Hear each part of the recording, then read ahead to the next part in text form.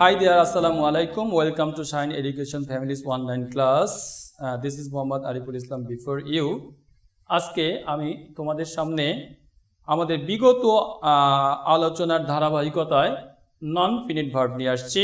বিগত ক্লাসে আমরা ফিনিট এবং নন ফিনিট ভার্ব নিয়ে আলোচনা করেছিলাম। সেখানে তোমরা জেনেছিলে এবং শখের মধ্যে আমরা দেখিয়ে দিয়েছিলাম নন ফিনিট ভার্ব প্রধানত তিন প্রকার। এক, পার্টিসিপল, দুই ইনফিনিটিভ, তিন জিরান্ড। আজকে আমরা এগুলো নিয়ে আলোচনা করব। প্রথমেই পার্টিসিপল হচ্ছে এমন একটি ভার্বের ফর্ম যা একই সাথে দুটো পার্ট অফ স্পিচের কাজ করে, যে কারণে পার্টিসিপলকে বলা হয় ডাবল পার্ট অফ স্পিচ।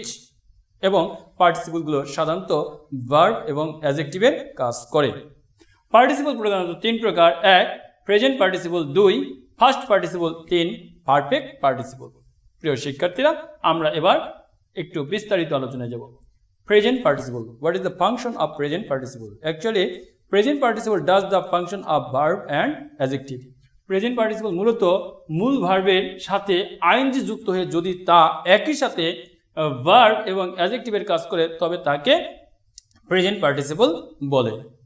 যেমন I saw a flying bird. Fly একটি ভার্ব, তার সাথে আইএনজি যুক্ত হয়েছে, যুক্ত হয়ে বার্ড এই নাউনের পূর্বে বসে উক্ত নাউনকে কোয়ালিফাই করেছে বিধায় এটি একটি প্রেজেন্ট পার্টিসিপল। ঠিক অনুরূপভাবে don't get on the running bus.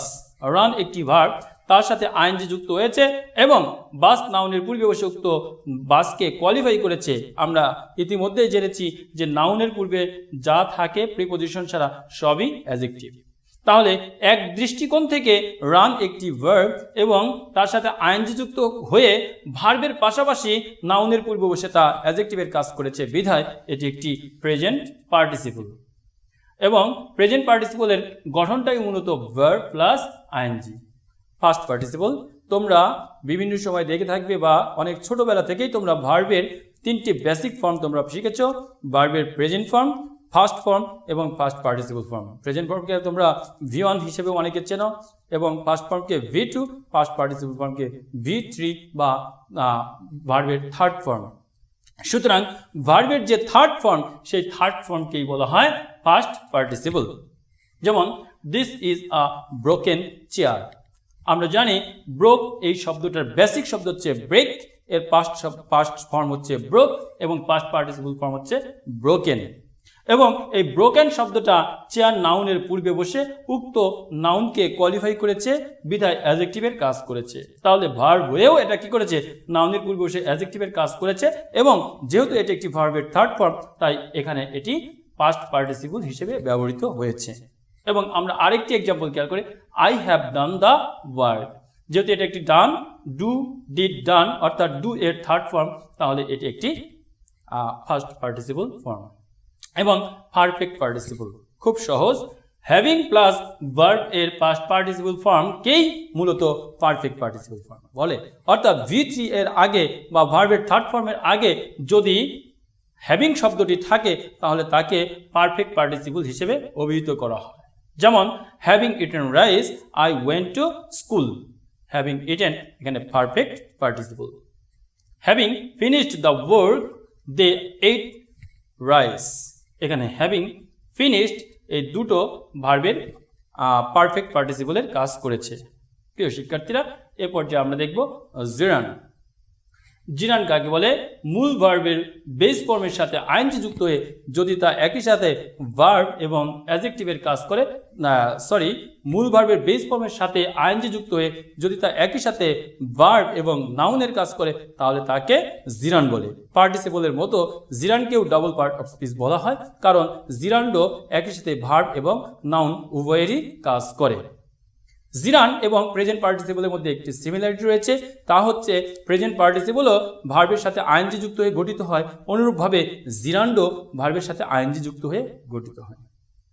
কিন্তু দুটির মধ্যে স্লাইট একটু পার্থক্য রয়েছে, সেটা হচ্ছে প্রেজেন্ট পার্টিসিপল আইএনজি যুক্ত হলেও তা ভার্বের পাশাপাশি অ্যাডজেক্টিভের কাজ করে, কিন্তু জিরান আইএনজি যুক্ত হয়ে ভার্বের পাশাপাশি নাউনের কাজ করে।